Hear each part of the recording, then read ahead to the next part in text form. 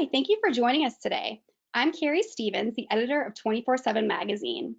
One of the main takeaways we received from our coronavirus survey for HTM professionals was respondents' fears about a possible medical equipment part shortage, as well as their current difficulty sourcing parts. So to better understand this challenge, we reached out to two experts on medical equipment parts, David Brennan, Senior Vice President and Chief Product Officer at PartSource, and Rich Springer, the President of AlphaSource.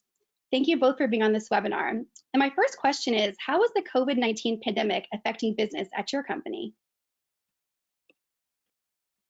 Thanks, Carrie, and a pleasure being on the call today. A couple of things. So it's, these are unprecedented times, as everybody's heard and knows. A lot of things are changing very, very quickly. We were talking about that just prior to getting on the recording here. A couple of things, first and foremost, we've been working through this from a perspective of making sure that the employees are taken care of first, the health and welfare of the employees. So, if you look back to 2 or 3 weeks now, we've been working through making sure that we have the right processes in place, the right PPE for everyone to use, spacing, and making sure that we have all of those policies and practices in place. Also letting our customers know that we're going ahead and we're doing those activities to ensure that we have a lot of field service engineers that go onto the sites to make sure that we are abiding by the practices that we put forth and also what the facility is asking us to do.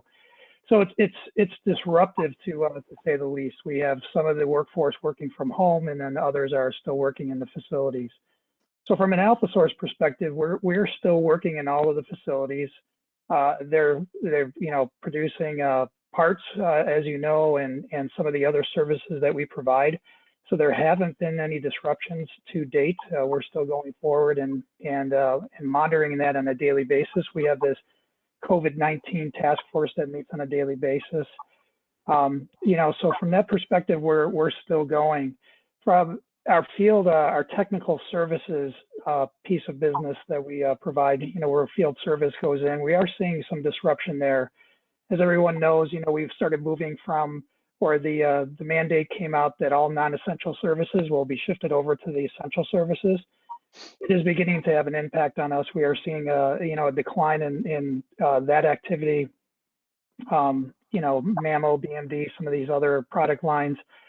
But we have a lot of partnerships that we've established, so we are starting to use our resources to start focusing on some of this other activity, partnering with the hospitals where we can help them, partnering with ISOs and asset managers, and then also we have a lot of relationships with OEMs. So we're really looking to shift our workforce into places where we can augment and supplement that piece.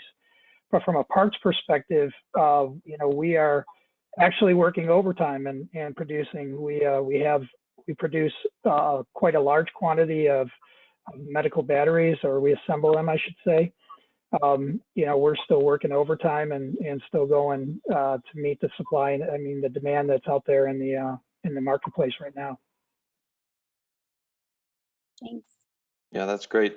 So I would reiterate Rich's comments too about sort of the situation. Just open with that, which is, we are ever grateful and so appreciative of the sort of heroics that we are seeing in the HTM community.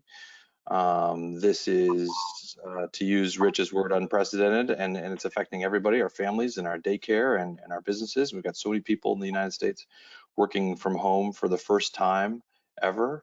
And so it is just highly disruptive. And I just want to thank all of our customers, all the teams out there, all of our suppliers and partners, including Rich and his whole team at AlphaSource, which just continue to step up and do amazing things for our customers. So just a huge thank you to the whole community out there that is undergoing really wild times at the moment. I would just say for PartSource, as a technology-based service company, we partner with over 3,500 hospitals in the United States and hundreds of suppliers, and we have seen an amazing shift of activity across that space in the last, say, 8 weeks or so, which we monitor very, very closely. We've seen spikes in the 30% neighborhood to the 1,000% growth in certain categories. So it's been a really, really incredible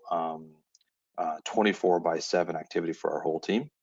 Like Rich, most of that team, about 90% of the team, is now working remotely.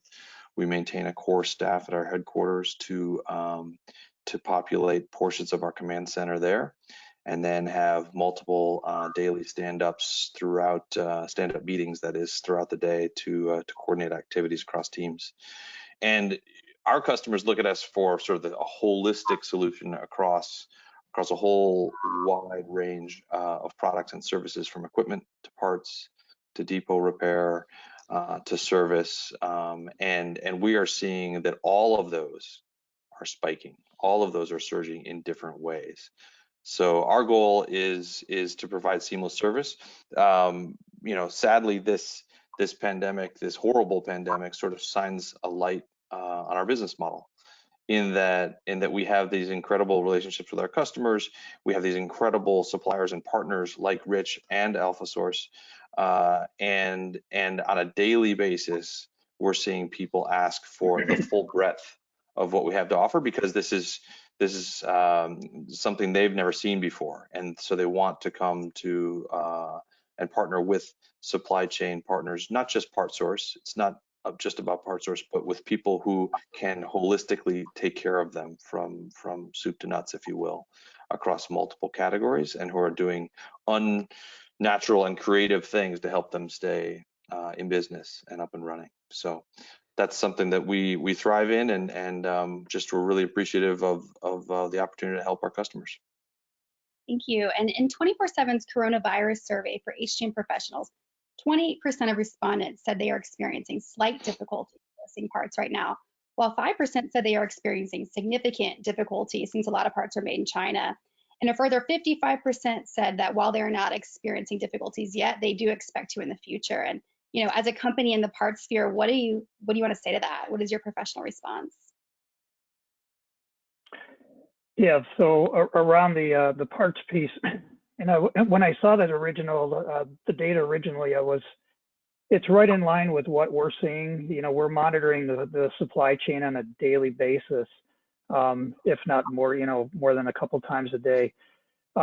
But the interesting dynamic is, as all of these respirators, ventilators, monitors, and that equipment starts being pulled out of, storage and being put back into service, there are certain batteries and certain components that we're seeing an increase in the amount and the demand that it's creating there. So, as Dave said, about 1,000% increase to some of these batteries that, quite honestly, we haven't assembled in years. Putting them together. So we're starting to see that, and in terms of the disruption of the supply chain itself, went back and talking to our leaders on the supply chain side. There's this concern around the China and the piece and associated with that. Really, what's driving it is just this increased demand now from coming from the workplace. So we're seeing it. So far, we've been able to meet the demand up until now. But if it continues at this this pace that it's going, it's going to be difficult to keep up. As you start looking up the supply chain more, or through the supply chain, the minerals and those aspects, as it begins to impact that, who knows? But right now, I think that the survey reflects what we're seeing in terms of the reality, and we're working very closely with like PartSource and others to ensure that we are giving the correct times in terms of any kind of delays, or giving them the opportunity to try and find another source for finding it, because we understand, as Dave was saying, just how critical it is to get this parts out there. So we're working with them, and in some cases we're actually working with some of our partners and their suppliers to find them the part as well. If we can't go ahead and deliver that, we're making sure that the availability is there. So our focus is not only just to sell it on our own, but our focus is to ensure that the HTM community gets the parts that they need to be able to take care of the customers and the patients that they serve. We're seeing an overall increase in our parts demand up by about 25% from where we normally are.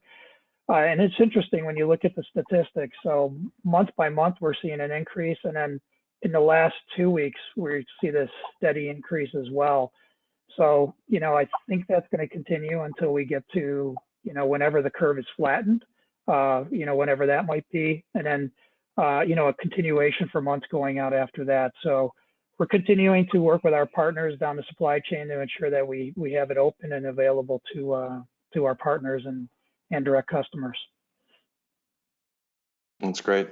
Like Rich, we spend a lot of time and energy monitoring and working with our suppliers. We've actually spent millions of dollars building out sort of early warning systems to make sure that we're monitoring supply chain levels and studying SKUs. We have surge capacity sort of reports that monitor things in real time.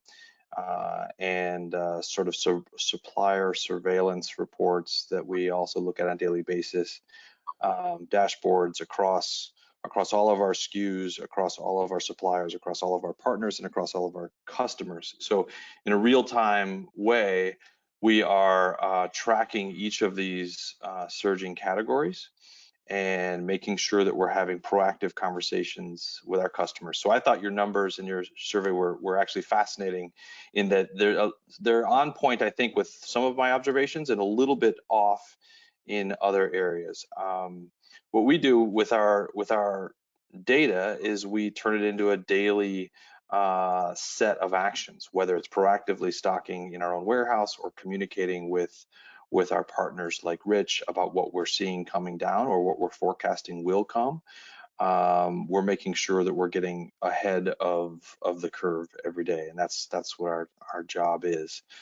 We've also translated that into some documents that we share with our customers. So documents around critical parts lists per equipment, per type of equipment, and quantities that they should have, guidance on how many of a particular part. We don't want to see toilet paper like panic buying across these SKUs, whether they be parts, accessories, equipment, what have you. So we're trying to make sure that we're sharing the math and the science behind what we see with our customers every day. Thus far, we've seen a lot of limitations around PPE. We've seen growing limitations around equipment. But the 98% of the categories that we track are flowing nicely. We have a lot of reporting. One of my favorite ones is our top 2,000 SKUs report that I review a couple times a day. And there's only about 2% of these SKUs that are problematic. Thermometers are scarce and a few others that people will surely identify. Many of those are not scarce because of China. And that's what I found interesting in your numbers. We have seen quite a stable picture coming out of China, actually, that China has been getting back up to speed, not quite fully 100% at capacity yet, but the limits have been few and far between out of China. That said, we will see challenges, and we fully expect to see more challenges in the future. I think there are a lot of large industrials who typically operate in a just-in-time manner that are getting caught behind the curve. And so that's going to create some shifts to secondary parts, OEM equivalent parts, and other alternatives that we haven't traditionally seen. So that's what we focus on every day, is making sure we can communicate what we see to our customers. Yeah, just to add to Dave's comments about the China, it was interesting when I saw that same response, and then talking with the supply chain team, and I think it's the perception that vast majority of the parts come from China, and I think that they do, but one of the things that we're seeing, and it complements what Dave is saying, the tariffs that were just enacted last year have really created a shift a little bit from China to some of these other places, Indonesia and other places in Southeast Asia, even some locations in Europe as well. So we started noticing that. So from a supply chain standpoint, they're still in China, but now there's second sources available across the board. So the demand is what is really driving the stress on the supply chain. Again, most of, when you're talking about looking through a major city like New York, and you're looking at, the need of thousands and thousands of ventilators and pumps, and you're bringing those out of storage, that's really what's, driving demand. And it's this episodic, the impact to the supply chain itself, where these order rates haven't been seen ever, and certainly not at this level going forward. But, like Dave, we continue to monitor the supply chain to see where the impact will be, and we're constantly doing shifts for Dave and for others, because we don't want to be limited by what we can do. But, it is not necessarily a China issue. It's more of a demand issue. Yeah, and you both touch on this a lot, but I would really like to hear more about your, because the majority of our respondents in the coronavirus survey also talked about, they're very afraid of a medical equipment shortage as a whole, considering ventilators and all that. What else do you want to tell them, if you want to tell them anything? Yeah, and Dave and I are coming at it from a perspective of, individual components and parts from a replacement perspective. That might not necessarily be true for the, for assemblies and sub-assemblies, around the device itself. So there could be some impact there to, getting an entire device. But again, from a supply chain perspective on an individual parts and components, China is not the biggest issue against demand. So Dave, I don't know if you want to add to it.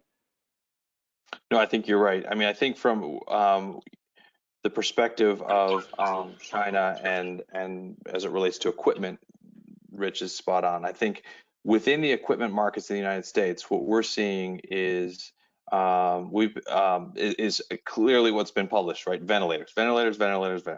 Servo eyes and Puritan Bennett lines are few and far between. We see them flying off the shelves. We've been able to help our customers purchase hundreds of them over the last few weeks, but it is drying up. And then the next equipment line after that is infusion pumps. So specifically the Alaris lines and the Baxter lines, again, we're sourcing hundreds, probably thousands of these each week and providing that medical equipment to our customers.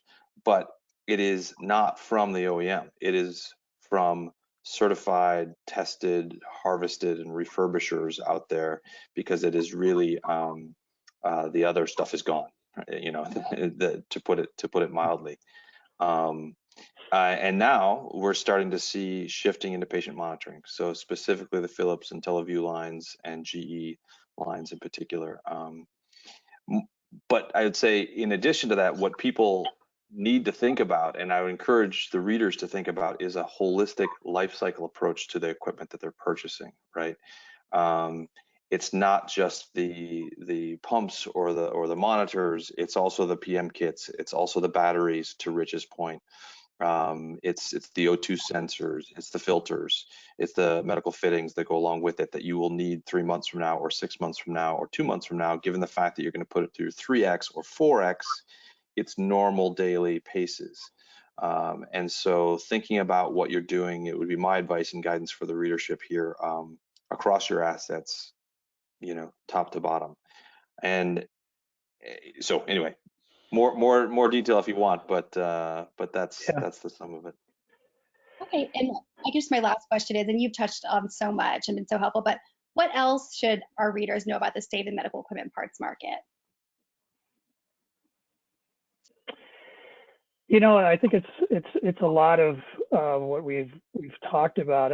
I think as things become more and more sophisticated, and working with partners like Dave, looking at all of their statistics and what they have on the front end in terms of making the HTM partners more competitive and more efficient as they begin to look at it. It is that aspect of it that in turn make us a lot more efficient in making sure that we have enough parts, available, or the right, supply of parts that are out there for everyone. And I think Dave touched on a big piece here. We're trying to look and approach this crisis as, what do we do here in the next 8 weeks if we're looking at the next 8 to 10 weeks as the critical time? But then there's going to be a recovery that's going to take place from there. And how do we go about, addressing the recovery? And like Dave said at the onset, there's a lot of heroes out there. The HTM community is going to be, stressed and burned out. And there's, just so many good things that are going on now as they deal with, this crisis. But how do we begin to think about that recovery so that, we continue to make sure that we have available for you what you need, so that as you go through, Q3, Q4, and later on in the year, and we prepare for the next onslaught, how do we make sure that we're not gapped there? The other concern is that there might be a ripple effect down the supply chain that could cause a disruption. And like Dave said, we continue to monitor that as well.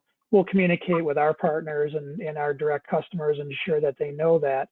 But there might be some of that aspect as we begin to look at the demand for, recovery and post-recovery. What do we want to do?